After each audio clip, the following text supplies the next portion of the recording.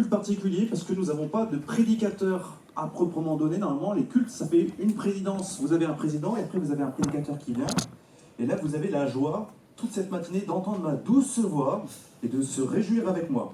Mais je vous avais dit que c'était un culte particulier puisqu'il y aura des moments en groupe où vous allez pouvoir échanger avec quelques petites questions. Mais avant, comme vous savez que je l'aime bien commencer avec une introduction.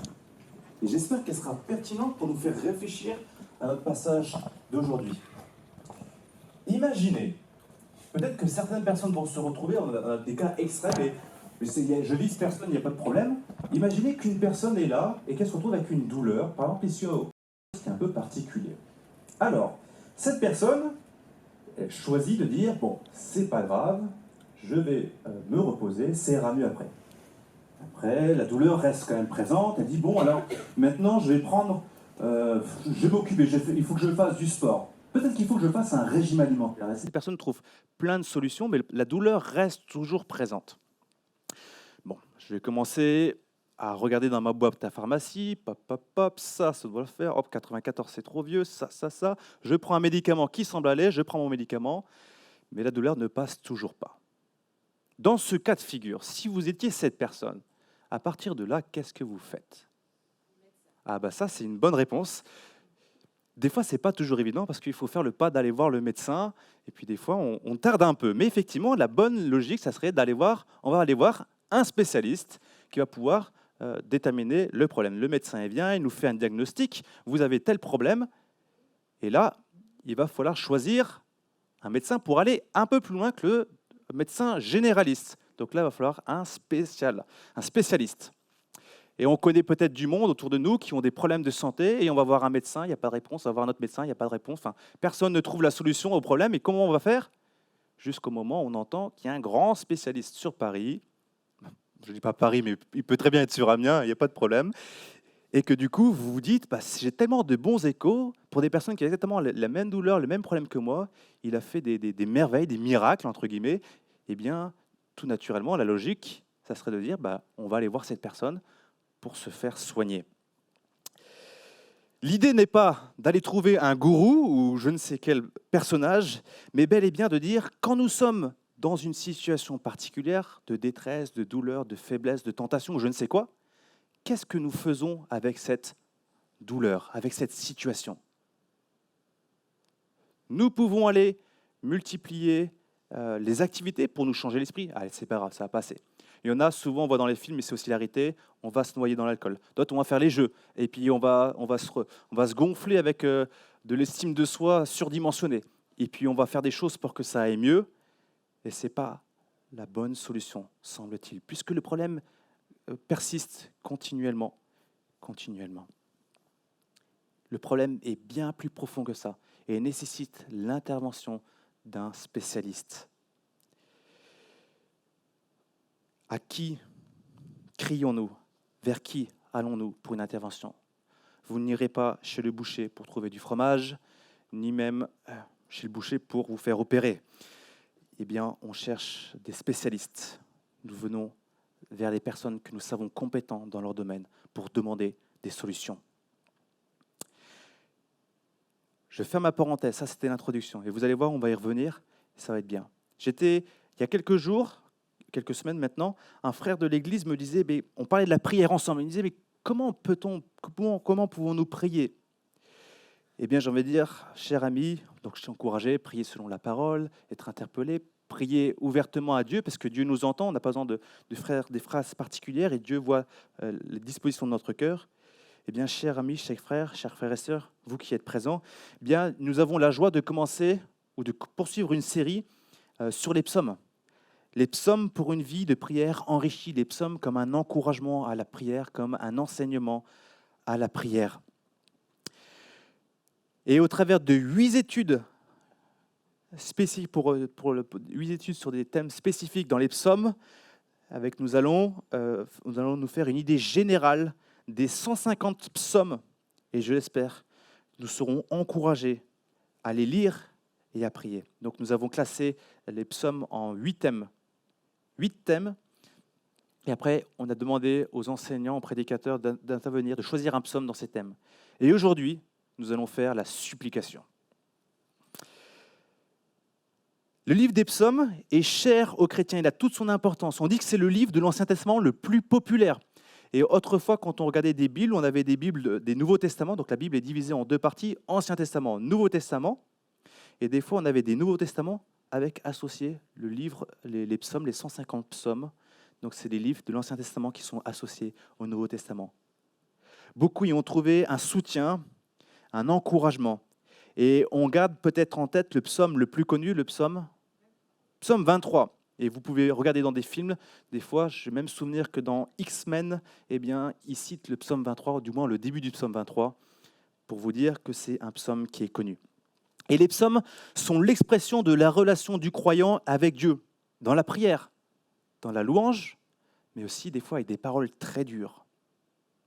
Pour André Chouraki, un traducteur de la Bible, les 150 psaumes sont 150 miroirs de nos révoltes et de nos fidélités, de nos agonies et de nos résurrections. En fait, les psaumes nous enseignent et nous invitent à la prière. Ainsi, le pasteur Timothy Fallot disait « Pour apprendre à bien prier, rien de tel que les psaumes. Lorsque votre cœur est plus sec qu'une rivière sans eau et que vous voulez prier et que vous n'y parvenez pas, prenez votre Bible, cherchez un psaume qui convienne à votre situation. Lisez-le lentement, répétez-le en vous servant des paroles que vous prononcez pour y envelopper vos propres requêtes. Voilà plus de 35 ans que j'use ainsi des psaumes. Dans quel état d'âme je me sois, quel que soit l'état d'âme de je me sois trouvé, ils ne m'ont pas laissé sans secours. » Donc la bénédiction et la joie de pouvoir lire les psaumes. Dimanche dernier, nous avons fait le psaume de reconnaissance avec Martin. Si vous voulez revoir la vidéo, vous pouvez aller sur YouTube et vous pourrez regarder la vidéo.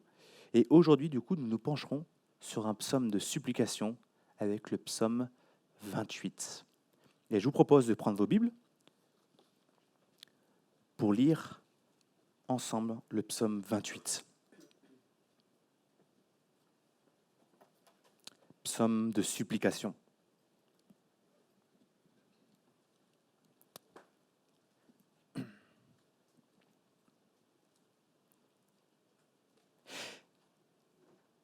De David. Éternel, c'est à toi que je crie. Mon rocher ne reste pas sourd à ma voix. Si tu t'éloignes sans me répondre, je deviendrai pareil à ceux qui descendent dans la tombe. Écoute mes supplications quand je crie à toi, quand je lève mes mains vers ton sanctuaire. Ne m'entraîne pas dans la ruine des méchants et des hommes injustes. Ils parlent de paix à leurs prochains et ils ont la méchanceté dans leur cœur. Traite-les conformément à leurs actes et à la méchanceté de leur agissement. Donne-leur ce que vaut l'œuvre de leurs mains. Paye-leur le salaire qu'ils méritent, car ils ne font pas attention aux actes de l'Éternel, à l'œuvre de ses mains, qui les abattent et ne les relèvent pas. Béni soit l'Éternel, car il a entendu mes supplications. L'Éternel est ma force et mon bouclier. C'est en lui que mon cœur se confie et je suis secouru. Mon cœur est dans la joie et je le loue par mes chants. L'Éternel est la force de son peuple. Il est une forteresse pour sauver celui qu'il a désigné par onction. Sauve ton peuple et bénis ton héritage. Sois leur berger et leur soutien pour toujours. Voici le psaume 28. Et si vous avez des Bibles, gardez-les ouvertes parce que nous allons prendre quelques temps de questions en groupe. Je vous ai préparé 5 questions, dont certaines sont inspirées du livre Ce matin avec Dieu, qui propose des questions sur les textes bibliques. Et première question, quel problème David présente-t-il à Dieu, puisque c'est le psaume de David? Deuxièmement, pourquoi ces supplications sont-elles fondées? Troisièmement, comment David exprime l'exaucement de sa prière? Quatrièmement, comment Dieu écoute-t-il votre voix? Pouvez-vous faire vôtre la prière des versets 6 et 7? Et cinquième, pour terminer, comment pouvez-vous prier les uns pour les autres?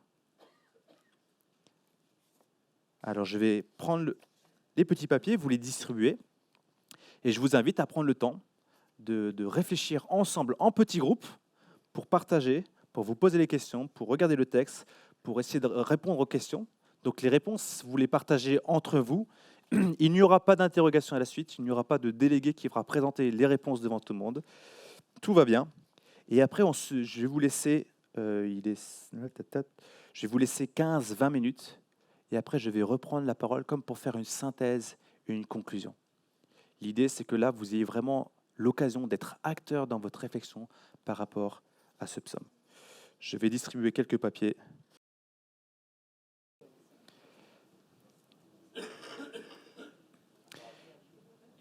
Éternel, c'est à toi que je crie, mon rocher. Ne reste pas sourd à ma voix. Si tu t'éloignes sans me répondre, je deviendrai pareil à ceux qui descendent dans la tombe. Écoute mes supplications quand je crie à toi, quand je lève mes mains vers ton sanctuaire. Ne m'entraîne pas dans la ruine des méchants et des hommes injustes. Ils parlent de paix à leurs prochains et ils ont de la méchanceté dans leur cœur. Traite-les conformément à leurs actes et à la méchanceté de leur agissement. Donne-leur ce que vaut l'œuvre de leurs mains, paye-leur le salaire qu'ils méritent, car ils ne font pas attention aux actes de l'Éternel, à l'œuvre de ses mains, qui les abattent et ne les relèvent pas. Béni soit l'Éternel, car il a entendu mes supplications. L'Éternel est ma force et mon bouclier. C'est en lui que mon cœur se confie et je suis secouru. Mon cœur est dans la joie et je le loue par mes chants. L'Éternel est la force de son peuple. Il est une forteresse pour sauver celui qu'il a désigné par onction. Sauve ton peuple et bénis ton héritage. Sois leur berger et leur soutien pour toujours. Voilà, vous avez eu l'occasion de pouvoir échanger. Le temps avance. Je sais que vous désiriez prendre encore plus de temps. Et pourquoi pas après prolonger vos réflexions. Et pourquoi pas après relire ce psaume dans la suite. Il est intéressant de se dire que la supplication, le dictionnaire Larousse définit comme une prière faite avec insistance et soumission. Insistance et soumission. Et certainement, en regardant ce psaume, vous avez remarqué une structure. On voit que le roi David invoque Dieu à l'aide. Ensuite, au verset 3 et 5, il présente son problème et dénonce le mal. Et il appelle au jugement de Dieu.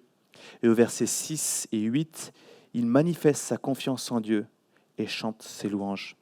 En fait, David appelle Dieu car, suivez-moi bien, il se connaît.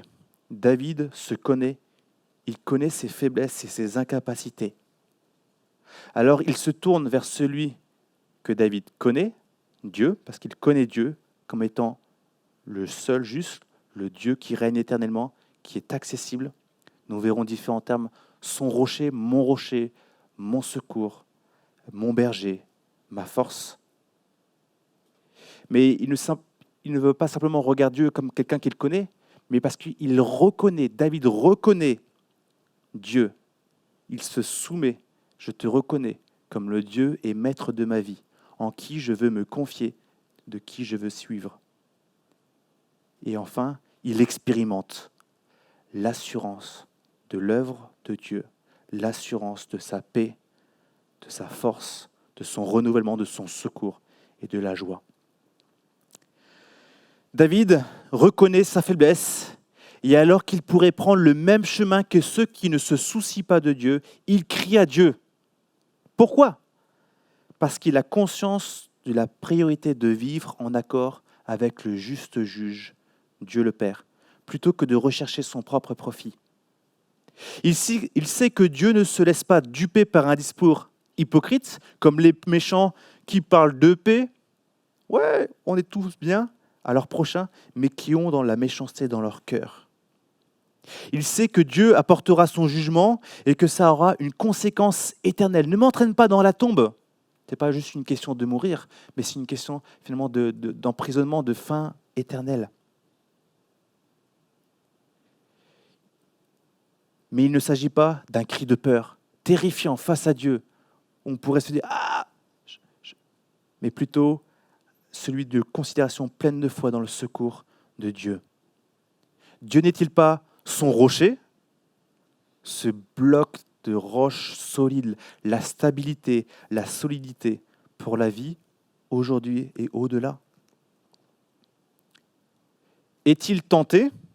La question, qu'est-ce qui se passe? Quel est le problème de David? Il n'y a pas de précision très claire, mais en tout cas, on peut se poser la question s'il est tenté de suivre le même chemin que les méchants. On sait qu'il a un poste d'autorité, peut-être est-il déjà roi ou chef d'un groupe, etc. Et il pourrait abuser, profiter. Est-ce qu'il veut suivre sa propre voie ou rester attaché à Dieu? Peut-être est-il accusé à tort, et en tout cas certainement, si on connaît un peu l'histoire de ce roi David, victime des effets des méchants, tout comme, d'une certaine manière, chacun d'entre nous, si nous sommes êtres humains, nous aurons à être victimes des fois de la méchanceté, du mal, ou victimes de notre propre mal. En tout cas, il n'en reste pas moins témoin de l'injustice et des conséquences du mal. Et David s'indigne de l'attitude des méchants et de leur rébellion vis-à-vis de Dieu. Ils cherchent leur propre voie, puis finalement, ce qui concerne Dieu, ils le mettent de côté. En fait, ils ne reconnaissent pas Dieu à leur place. Et ils doivent voir les dégâts que ces méchants commettent, qu'ils commettent autour d'eux, par leur hypocrisie, par leurs actes. Et il implore le jugement de Dieu. La vengeance, d'une certaine manière, mais surtout le jugement de Dieu. En se confiant en lui comme seul juste et en reconnaissant que le temps de Dieu n'est pas le nôtre. On pourrait se dire, c'est étrange, Jésus-Christ, dans les temps maintenant, nous dit « aime ton prochain comme toi-même, prie pour tes ennemis, aime ton ennemi ». C'est un pas de foi qui est incroyable. Et certainement, David a en tête certaines personnes pour qui il sait que c'est difficile, mais il a aussi une vision générale du mal dans le monde. Regardons les médias et nous pouvons dire « Seigneur, apporte ton jugement sur tout cela ». David était également conscient d'une chose. Notre frère Didier aime bien rappeler dans ses prédications cette parabole de Jésus-Christ qui dit « Si tu vois la paille dans l'œil de ton frère, pour dire il y a un problème dans ta vie, bah regarde déjà si chez toi, tu n'as pas un problème encore plus gros. Il est facile de dénoncer le péché de l'autre sans s'examiner soi-même. » Alors, David, le roi David, en défendant l'honneur de Dieu, d'une certaine manière, il lui est nécessaire de s'examiner lui-même. Est-ce que finalement je ne suis pas aussi sur cette voie des méchants? Parce que si je crois que Dieu va juger les méchants, est-ce que je ne suis pas moi-même un méchant?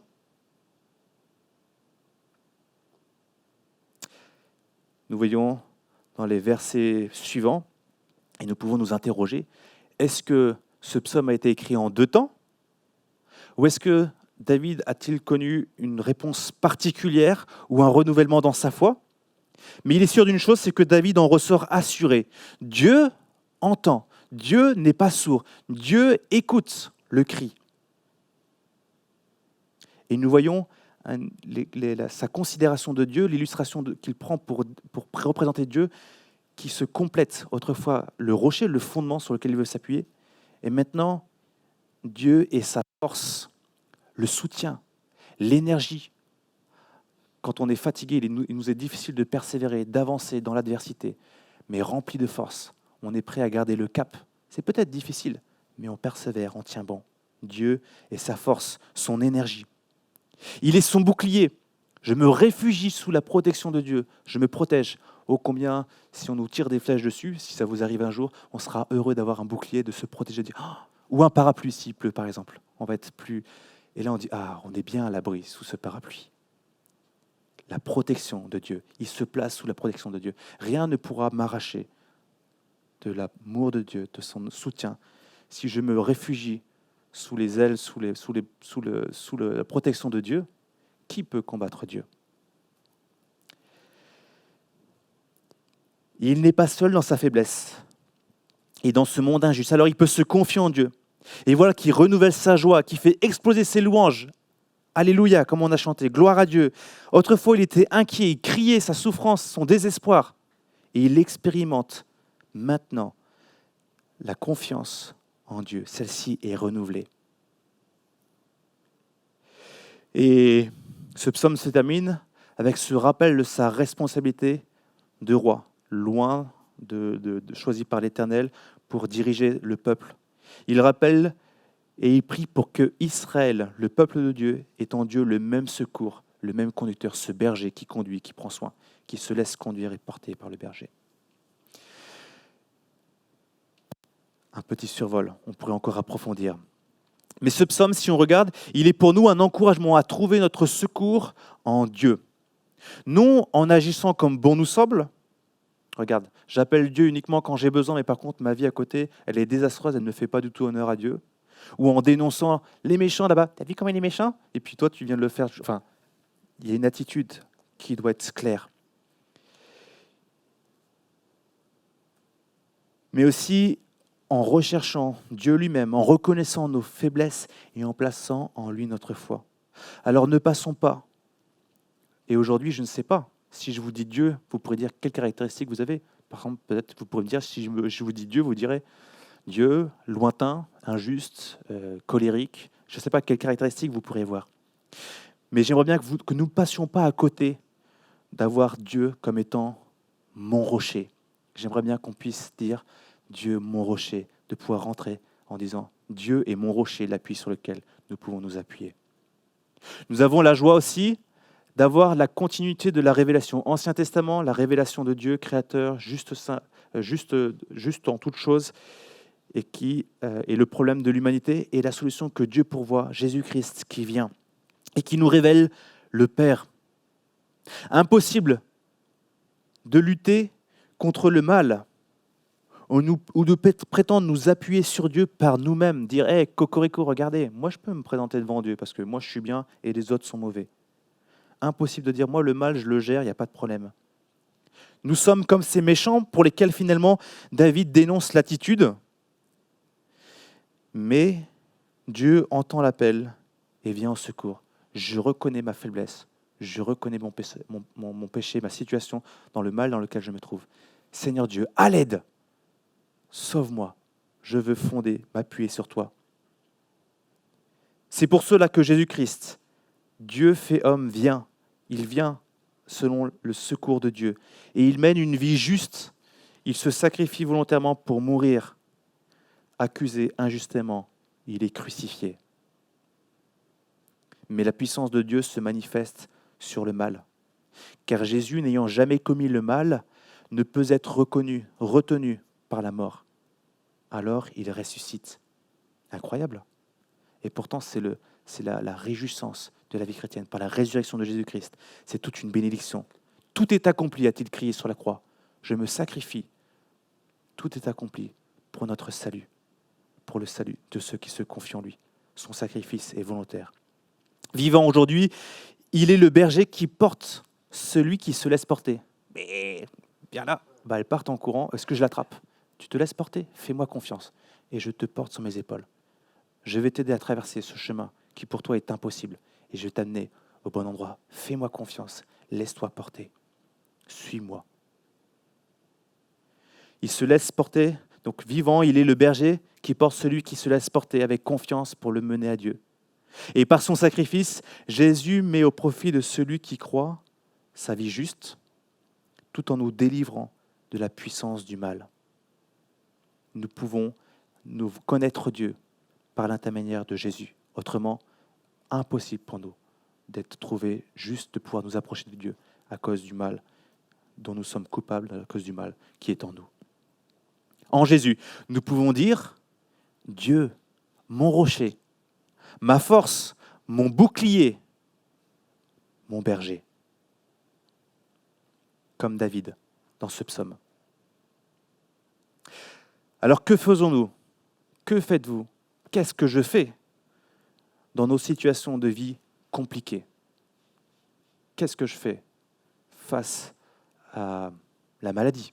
Qu'est-ce que je fais face à l'injustice, la frustration? Qu'est-ce que je fais face à l'inquiétude professionnelle, financière? Qu'est-ce que je fais lorsque je suis fatigué, irritable, lorsqu'on m'a blessé? Qu'est-ce que je fais? Saisissons-nous le secours de Dieu ou trouvons-nous des subterfuges pour faire passer la pilule plus facilement, comme cette personne qui a mal au ventre et qui met de côté son problème? Et la situation du monde et le mal auquel nous sommes confrontés, ici, à Amiens et au-delà, pourrait nous donner l'envie de nous lever comme des justiciers, de saisir notre cape et nos collants pour faire justice. Mais l'apôtre Paul nous rappelle, en Romains chapitre 12, versets 17 à 21, cette interpellation qui devrait être la nôtre.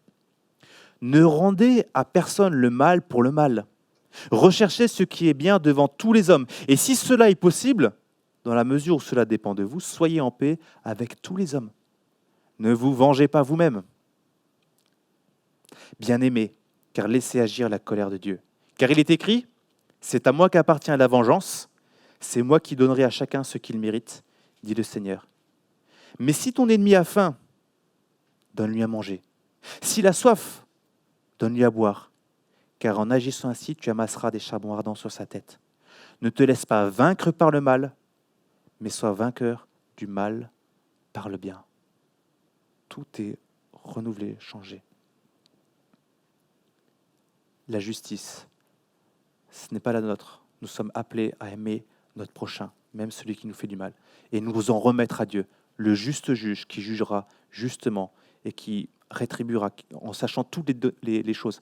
Vous savez combien on peut être prompt à juger sans prendre en compte tous les éléments, et il y a des trucs qui nous échappent, etc. Mais Dieu, lui, il est juste dans ce qu'il fait. Et si dans ce monde qui se détraque et qui nous fait souffrir, nous pourrions être tentés de dire « Mais Dieu, que fais-tu ? Je regarde les médias, je vois tous ces morts, ces gens qui souffrent, ces maladies, ce contexte de vie. Mais où va-t-on ? Que fais-tu, Dieu ?» La Bible nous rappelle, par l'intermédiaire de l'apôtre Pierre, en 2 Pierre chapitre 3, versets 3 à 9, « Sachez que dans les derniers temps, dans les derniers jours, viendront des moqueurs. Ces hommes vivront en suivant leurs propres désirs et diront « Où est la promesse de son retour ?» Parce que quand Jésus-Christ va revenir, c'est le renouvellement de toutes choses. Et là, c'est le mal n'est plus. Et là, nous sommes dans la gloire avec Dieu le Père et c'est extraordinaire. Et ces gens sont là, mais où est la promesse de son retour ? En effet, depuis que nos ancêtres sont morts, il y a du monde qui est déjà passé, tout reste dans le même état qu'au début de la création. Et Pierre répond, de fait, ils veulent ignorer que des cieux ont existé autrefois par la parole de Dieu, ainsi qu'une terre tirée des eaux au milieu d'elle. Ils oublient volontairement que le monde alors a disparu de la même manière, submergé par l'eau. Donc là, c'est une référence au déluge qui est arrivé comme un jugement. Or, par la parole de Dieu, le ciel et la terre actuels sont gardés pour le feu, réservés pour le jour du jugement et de la perdition des hommes impies. Tout le monde qui est là un jour viendra devant Dieu en jugement. Mais il y a une chose, bien aimée, que vous ne devez pas oublier, c'est qu'aux yeux du Seigneur, un jour est comme 1000 ans, et 1000 ans sont comme un jour. Le Seigneur, ne vous trompez pas, ne tarde pas dans l'accomplissement de sa promesse, comme certains le pensent. Au contraire, il fait preuve de patience, voulant qu'aucun ne périsse, mais que tous parviennent à la repentance, que tous puissent venir être auprès de lui. Dieu ne tarde pas. Nous devons accepter et reconnaître la toute sagesse de Dieu dans les temps présents. Mais à la fois, la Bible nous appelle à prier que Dieu revienne. Reviens, Jésus-Christ. Que ta justice soit faite dans le monde. Aide-moi à vivre dans ta justice.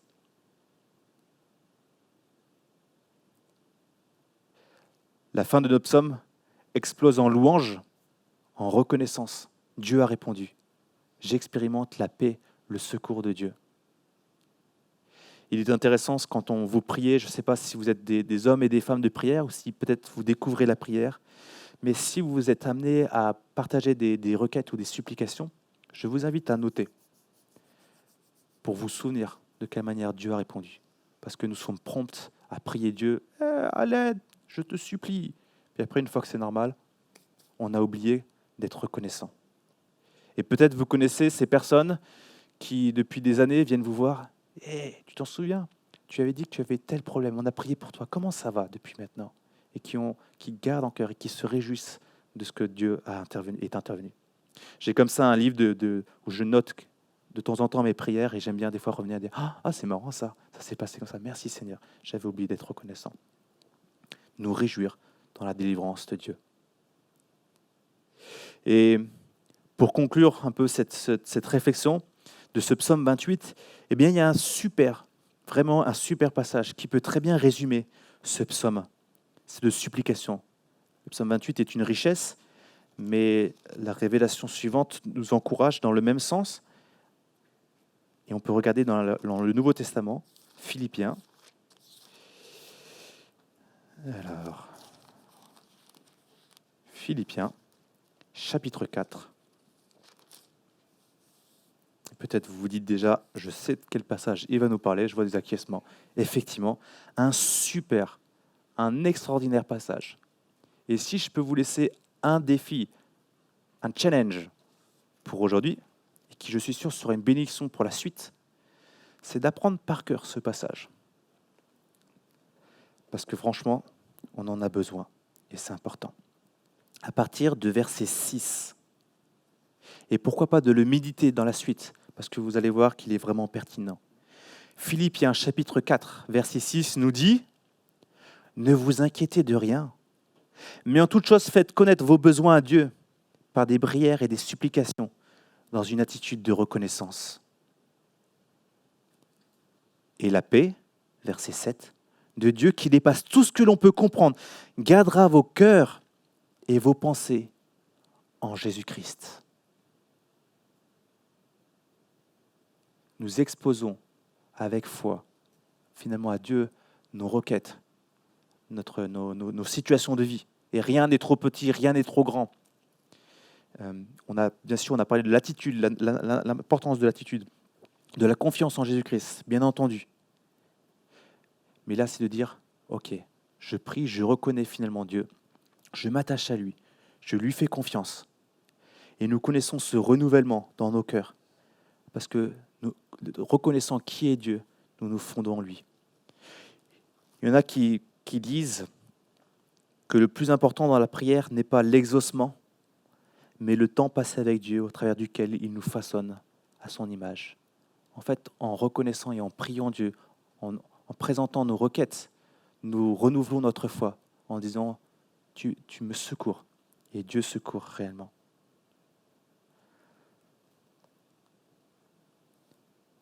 Roy Heston nous dit « Père Céleste, je veux vraiment une communion avec toi. Aussi, je confesse que tu as raison et que j'ai tort. Nous avons besoin de Dieu, du renouvellement de Dieu. Et nous voulons nous approcher de lui avec foi. Ne vous inquiétez de rien, mais en toute chose, faites connaître vos besoins à Dieu par des prières et des supplications dans une attitude de reconnaissance. Et la paix de Dieu, qui dépasse tout ce que l'on peut comprendre, gardera votre cœur et vos pensées en Jésus-Christ. » Que Dieu bénisse sa parole et les effets qu'elle a dans notre vie. Et je prie dans les prochaines situations où nous aurions envie de supplier et de crier, que nous puissions venir à Dieu et trouver en lui le secours et le renouvellement, la paix. Que nous puissions dire « Mon rocher, ma force, mon bouclier, mon berger. » Amen.